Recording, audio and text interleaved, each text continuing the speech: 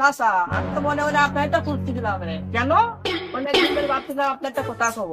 কথা এই যে গ্রামের লোক আপনার নিয়ে তো খুব নিন্দা বান্দা করতে নিন্দে বান্দা?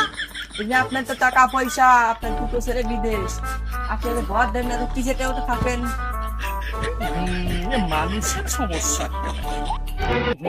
এত দাঁত হবে সারা দাঁত বলটু তুই আয়। এই গ্রামের মানুষ ঠিকই কয় চাচা সারবার কিচ্ছুই থাই যাবে। গ্রামের মানুষটা রে এভাবে তো আর থাকা যায় না রে। ঘর আসছেই পেতে হবি। ওই বইরা মিস্ত্রি আছে না, ওই বেলা 1 সেন্ট আগে নাকি যা, 1 সেন্ট আগে নাকি যা।